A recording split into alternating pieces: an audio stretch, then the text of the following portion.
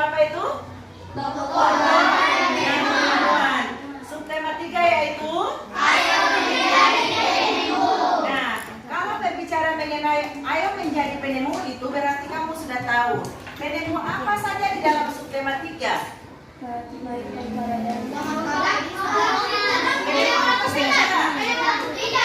Jadi ada yang pertama yaitu penemu ya, siapa itu tadi?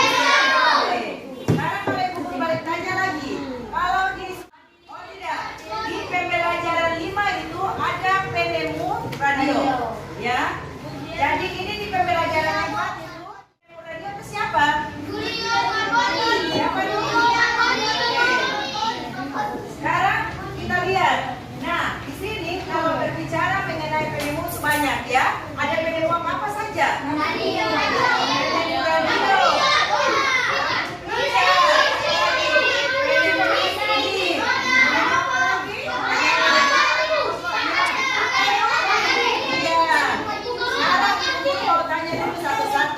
Bagus.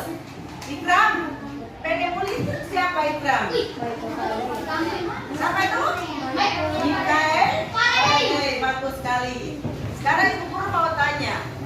Asa, kalau penemu radio itu siapa? Iya, bagus. Sekarang ibu guru mau tanya, Al-Fatih. Al-Fatih lagi fokus. Ruli, penemu lampu pijar siapa? Ruli.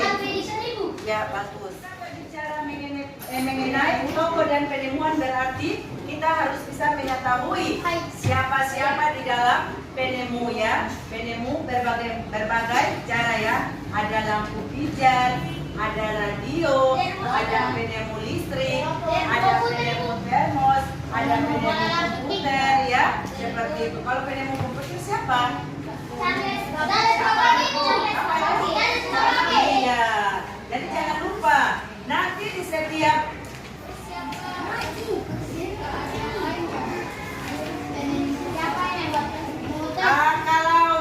kalau Ikram tanya ibu tidak ada yang lain, ada yang lain.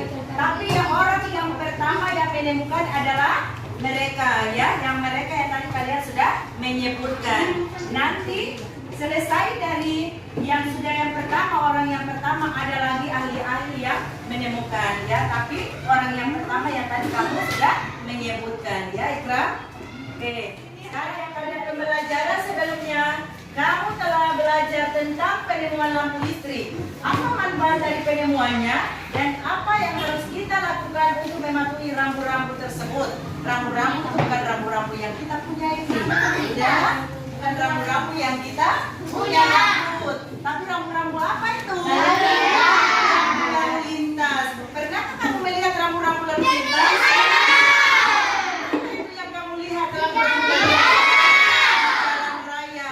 Yang ibu guru mau tanyakan, yang kamu lihat itu ada warna-warna apa saja pada? Warna-warna apa saja yang ada pada rambu lalu lintas?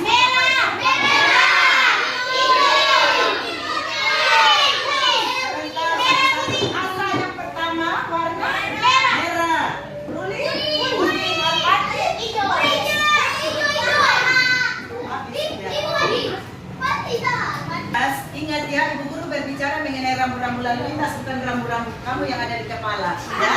Ini mengenai rambu-rambu lalu lintas. Nah, oke, di sini ada 3 warna lampu rambu lalu lintas yang kamu pernah lihat di jalan. Yang pertama adalah warna merah, yang kedua adalah warna kuning, yang ketiga adalah warna. Ibu guru mau tanya, yang pertama lampu warna merah itu tandanya apa? Kendaraan itu harus tidak boleh berlalu, tidak boleh berlalu atau berjalan ya. Yang sekarang ibu guru mau tanya, kalau lampu yang berwarna hijau itu tandanya apa? Kendaraan jalan. Yang berikut. Yang berikut. Warna kuning. Sebentar, ibu guru masih tanya lampu dulu. Iya, ya kata tadi kelihatannya kuning. Sudah. Yang berikut adalah warna lampu warna kuning. Kalau lampu warna kuning itu tandanya apa? Bersiap-siap. Bersiap-siap untuk kendaraan berjalan. Ya. Nah, sekarang kamu perhatikan anak perempuan atau tidak? Perempuan semuanya adalah anak laki-laki. Nah, anak laki-laki yang sedang berjalan ini kalian lihat. Sedang berjalan kemana nih mereka? Sedang berjalan kemana? Oke. Nah, kita mulai. Kamu perhatikan di sini. Rambu lalu lintas. Lihat ya. Kita semua pasti sudah mengenal lampu lalu lintas. Kita sering melihat lampu lalu lintas di perempatan atau persimpangan jalan. Lampu lalu lintas terdiri dari 3 warna, ya. Dan tadi kamu sudah sebutkan, yaitu merah, kuning, hijau. Dan hijau. Tahukah kamu siapa yang menemukan lampu lalu lintas? Dia adalah siapa itu? Sebut sampai lidah itu dia sampai seputar toh dengan bahasa Inggris. Udah, namanya itu luar biasa. Inilah orang yang menemukan apa itu? Lampu lalu lintas. Dia adalah Gareth Augustus Morgan, ya.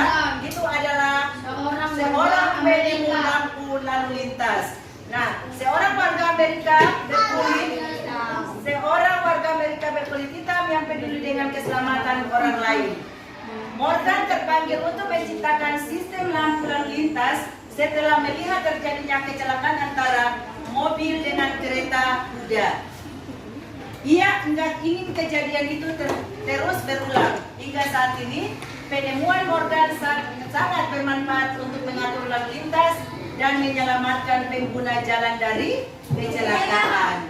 Nah, dari sinilah beliau itu punya kulit yang warna apa? Beliau punya kulit yang berwarna hitam. Orangnya itu namanya saja kita sudah bisa tahu. Berarti walaupun kulitnya beliau warna hitam, tapi otaknya sangat luar biasa.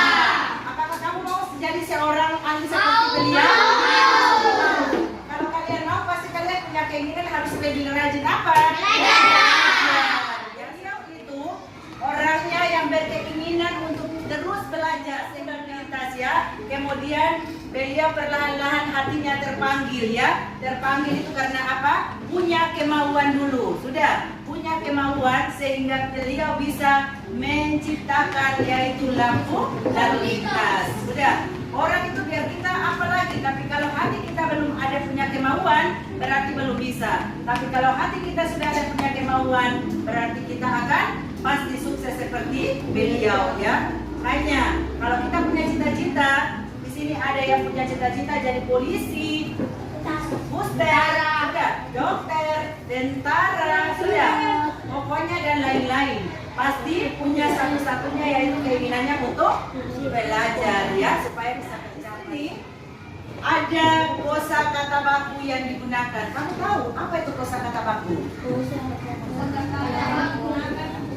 Ya, ini kosakata baku digunakan untuk segala hal yang bersifat formal, termasuk dalam karya tulis ilmiah, surat resmi, majalah atau dalam forum-forum resmi. Forum-forum timur mau tanya dulu, tulisan ilmiah atau tulis ilmiah itu seperti apa? Seperti apa? Tulisannya resmi, betul. Contohnya seperti apa? Misalnya kamu punya kakak-kakak sedang kuliah dan membuat apa? Membuat fiksi, ya, seperti itu. Kemudian berikut surat resmi. Surat resmi itu contohnya seperti apa? Undangan resmi. Apa lagi? Surat resmi itu contohnya seperti apa? Berarti ada masih banyak, ya. Masih banyak yang kamu tidak tahu. Surat resmi itu seperti apa? Sudah. Surat resmi itu salah satunya contoh seperti misalnya, salah satu contoh, ya. Misalnya ibu kepala sekolah mendapatkan surat dari dinas, ya, untuk melanjutkan undangan supaya besok harinya untuk kegiatan, misalnya kegiatan kesenian kah, kegiatan olahraga kah, kegiatan bertutur kah, ya seperti itu. Dari dinas melayangkan atau mendatangkan seseorang untuk datang ke sekolah untuk membawakan surat ya kepada ibu kepala sekolah. Nah itu dikatakan adalah surat resmi. Nah surat resmi juga dia ada punya nomor ya, tertera di dalam nomor yang dikatakan perihal itu ada punya nomor ya, di bagiannya ada nomor. Kalau yang surat tidak resmi berarti dia tidak ada nomor. Seperti misalnya Asa, dia misalnya pindah ke Surabaya, kemudian dia ingin membuat surat kirim buat Aditya, dia ingin menanyakan kabar, ya. Nah di situ Asa tidak mungkin dia menulis surat, dia hanya menggunakan nomor, ya, nomor surat, kan tidak ada kan, kecuali dari dinas-dinas tertentu ya yang punya nomor. Sudah, jadi Asa hanya menulis buat Aditya, ya. Ambon, kan seperti itu, dia tidak menggunakan dan surat tidak resmi itu yang tadi ibu sudah kasih contoh. Kemudian ada majalah atau forum-forum resmi ya. Kalau majalah kamu sudah tahu kan?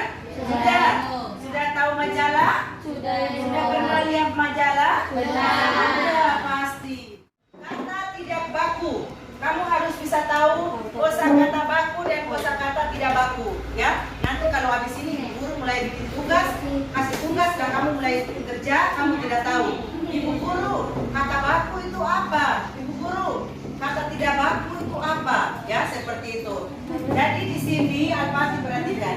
Kata tidak baku adalah, perhatikan, kata tidak baku adalah kosakata yang ejaan dan pelafalannya tidak sesuai dengan KBBI. Apa itu kepanjangan dari KBBI? Iya, K itu adalah kamus, B itu adalah pasar, B adalah I adalah Indonesia.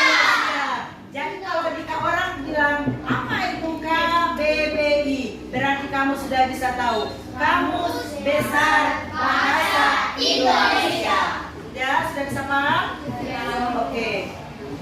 Lanjut, Fatih. Oke. Nah, di sini ada pertanyaan. Sampaikan hasilmu kepada gurumu. Kapan kita menggunakan kosakata baku? Bagaimana itu?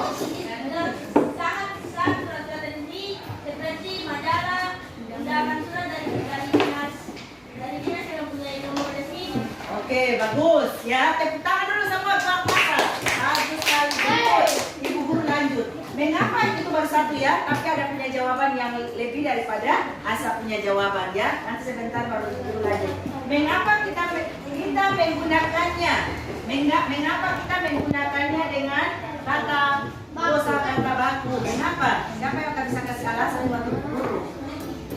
Karena sesuai dengan KBBI.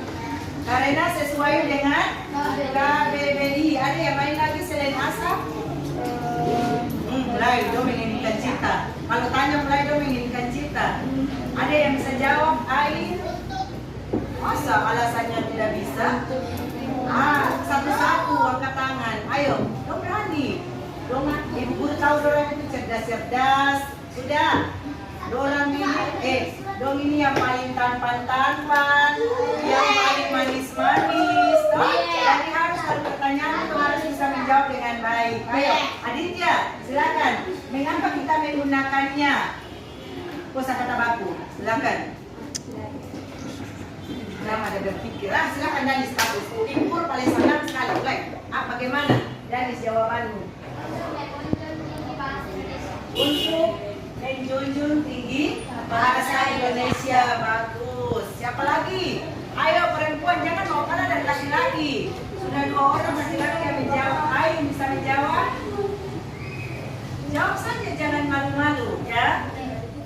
Oke, siapa lagi yang mau menjawab? Ya silakan aku Sutra. Oh tidak mau jawab. Iya, sudah kalau nggak tahu nanti ya nanti aku jelaskan baru dia. Oke, berikut. Iya, cermatilah tulisanmu sebelum carilah kosakata non baku yang masih kamu tulis. Ubahlah ke dalam kosakata baku. Nah di sini kosakata non baku. Ibu guru mau tanya dulu. Kalau contoh kosakata non baku itu yang bagaimana? Sistem. Ya, kosakata non baku Yang tidak Ayo. sesuai dengan KPU. yang tidak sesuai dengan KBBI, berarti dia belum apa? Katanya dia belum benar ya, dia belum lengkap lah seperti itu. Sedangkan kalau kosakata baku berarti dia sebentar Ibu Guru, baik-baik ya, baik-baik. Non baku ini kata yang benar atau kata yang salah? Kalau kosakata baku? Salah satu contoh daripada kosakata non baku. Sistem. Kalau kosakata baku? Sistem. Kalau yang seharusnya non baku ini adalah sistem. Sedangkan kosakata baku yaitu Sistem. ya, seperti itu. Jadi kalau misalnya apotek, ya salah satu contoh, apotek. Itu dia masuk di kosakata baku atau non baku?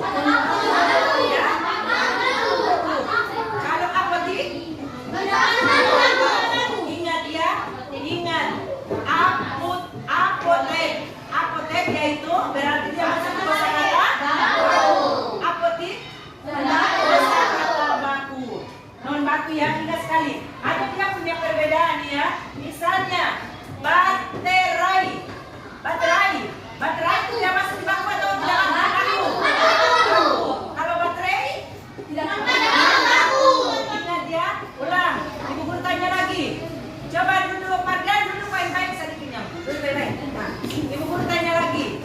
Kalau baterai itu dia masuk baku atau non baku? Kalau baterai jadi tulisannya ada dia punya perbedaan ya. Ada kamu bisa tahu yang mana itu selain dari yang lampu yang warna 3 tadi itu merah, kuning dan hijau.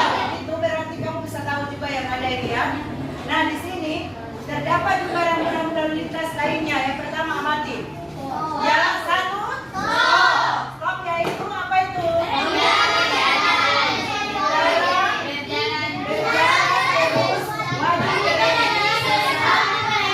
Meneruskan perjalanan setelah mendapat kepastian aman dari lalu lintas ada lainnya. Ini ya, ini yang dikatakan jawaban yang pertama adalah stop. Yang kedua adalah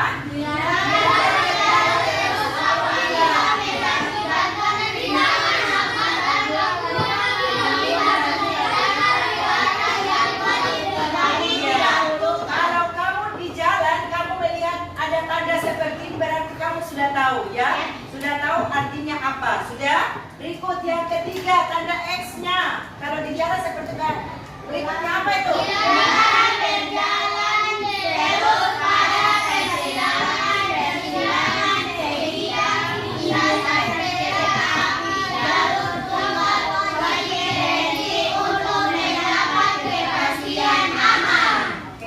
Itu dilarang berjalan terus ya. Kalau ada tanda seperti ini, berarti dilarang berjalan terus ya, seperti itu.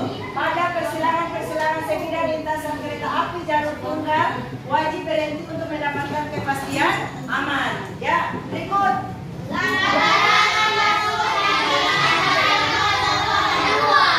Yang keempat adalah larangan masuk bagi kendaraan bermotor. Berikut yang kelima.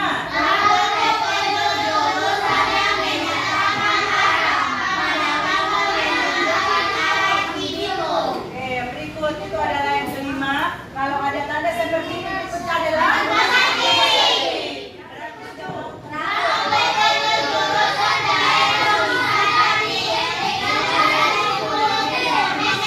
kilometer. Jadi kalau misalnya Ibu Guru tanya, misalnya Asa, kalau gambar yang pertama ini, Ibu Guru taruh gambar saja ya. Kalau misalnya Ibu Guru taruh gambar seperti ini, ya. Tanda kita yang mana sayang? Oh iya. Ini ya? Yang ini sayang. Sudah, dilarang berjalan terus pada persilangan sebidang lintasan kereta api jalur tunggal, wajib berhenti untuk mendapatkan kepastian. Kalau misalnya sudah ada tanda seperti itu, berarti dia harus apa? Dia sedang apa? Dia sedang berjalan, berarti yang lain-lain itu tandanya dia harus iya, seperti itu.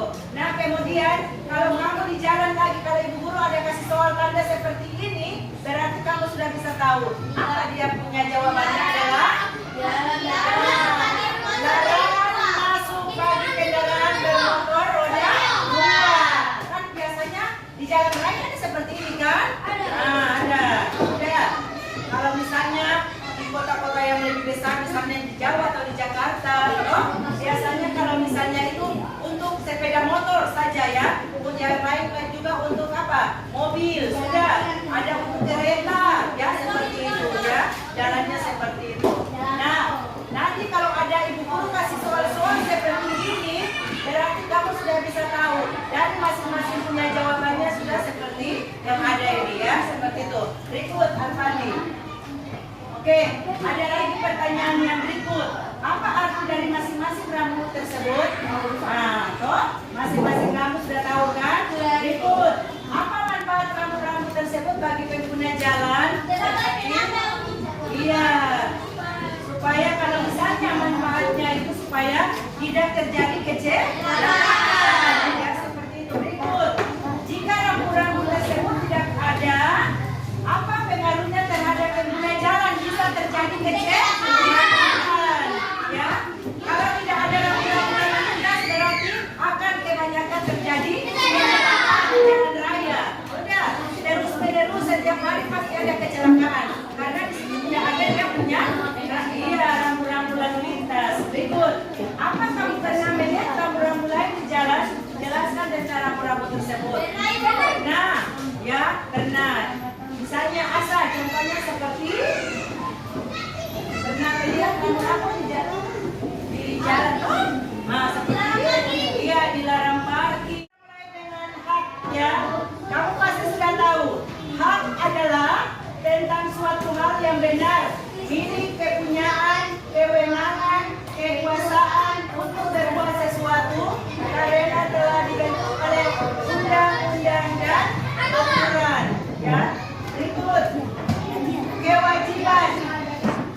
Kewajiban adalah sesuatu yang wajib dilaksanakan dan keharusan sesuatu yang harus dilaksanakan. Kalau hak adalah hak dan kewajiban merupakan dua komponen yang tidak bisa dipisahkan. Jika kita ingin mendapatkan hak, maka harus menunaikan kewajiban. Salah satu contoh di sekolah. Hak kamu adalah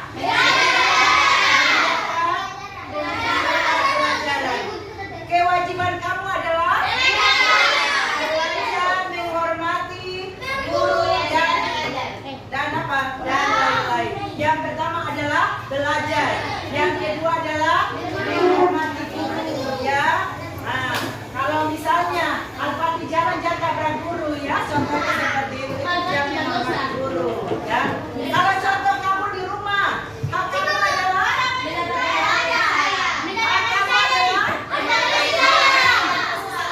kewajiban kamu adalah bukan mendapatkan kasih sayang saja, hak kamu sudah tahu ya, yaitu apa? Menghormati orang tua, jangan melawan orang tua. Kalau melawan orang tua berarti dosa. Ya seperti itu. Berikut. Sekarang kalau kewajiban hak kamu di masyarakat, hak kamu di masyarakat apa?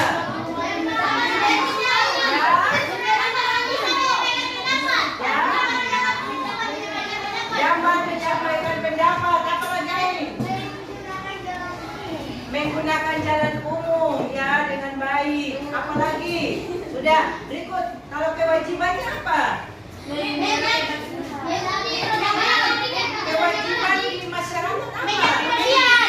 Menjaga kebersihan lingkungan.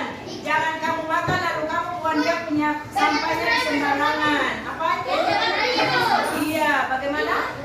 Bergotong royong bersama-sama. Bagus. Iya, kerja bakti sudah ya, seperti itu gotong royong bersama-sama. Kewajiban yang pertama ada 3 ya. 1, memiliki surat-surat yang lengkap seperti SIM dan